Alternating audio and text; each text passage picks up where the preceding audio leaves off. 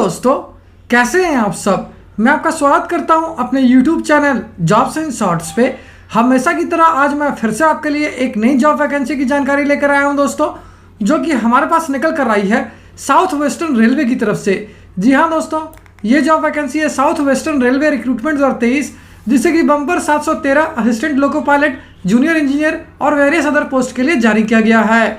Salary की बात करें तो ये आपको as per south western railway norms के तहत ही मिल जाएगी।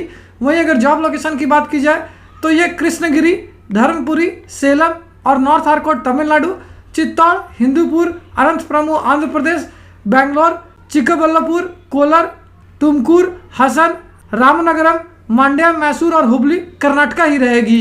अगर बात कर लेते हैं इस फॉर्म का आवेदन करने के लिए अप्लाई मोड क्या रखा गया है, तो इसे कम्प्लीटली ऑनलाइन रखा गया है दोस्तों।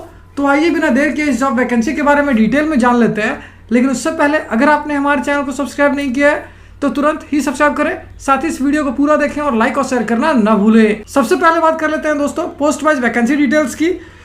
तो असिस्टेंट लोको पायलट के लिए बम्पर 588 वैकेंसी है, जबकि टेक्नीशियन ग्रेड 1 सिग्नल के लिए 14 वैकेंसी है, टेक्नीशियन ग्रेड 3 ब्लैक स्मिथ के लिए 5 वैकेंसी है, टेक्नीशियन ग्रेड 3 वेल्डर के लिए 2 वैकेंसी है। वहीं अगर जूनियर इंजीनियर पोस्ट की बात करें तो ब्रिज के लिए 2 वैकेंसी है, पीवे के लिए 38 वैकेंसी है, वर्क्स के लिए 18 वैकेंसी है, करियज एंड वैगन के लिए 13 वैकेंसी है, डीजल इलेक्ट्रिकल के लिए 1 वैकेंसी है, इलेक्ट्रिकल या जनरल सर्विसेज के लिए 4 वैकेंसी है, इलेक्ट्रिकल या टीआरडी के लिए 5 वैकेंसी है, एसएनटी एंड सिग्नल के लिए 4 वैकेंसी है। वहीं जूनियर इंजीनियर ट्रैक मशीन के लिए 19 वैकेंसी है।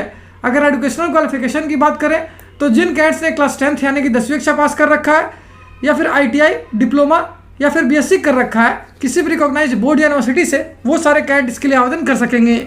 वहीं अगर पोस्ट वाइज एजुकेशनल क्वालिफिकेशन की बात करें तो असिस्टेंट लोको पायलट के लिए जिन कैंडिडेट्स ने क्लास 10th पास कर रखा है, साथ ही ITI कर रखा है, armature and coil winder, electrician, electronics mechanic, fitter, heat engine, instrument mechanic, machinist, mechanic diesel, mechanic motor vehicle, mill right maintenance mechanic, mechanic radio and TV, refrigeration and air conditioning mechanic, tractor and mechanic, Turner, wireman या फिर diploma कर रखा है mechanical, electrical, electronics या automobile engineering से, वो सारे candidates के लिए आवेदन कर सकेंगे।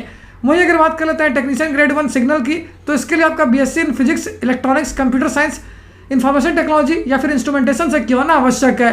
अगर टेक्नीशियन ग्रेड 3 ब्लैक स्मिथ की बात करें तो इसके लिए जिन कैंडिडेट्स ने क्लास 10th पास कर रखा है, साथ ही ITI कर रखा है फॉर्जर एंड हीट ट्रीटर से, वो इसके लिए आवेदन कर पाएंगे। वहीं टेक्नीशियन ग्रेड 3 वेल्डर के लिए आपका क्लास 10th के साथ साथ ITI क्यों ना आवश्यक है। Welder gas and electricity, gas cutter, structural welder, welder pipe या वेल्डर TIG या MIG के तौर पे।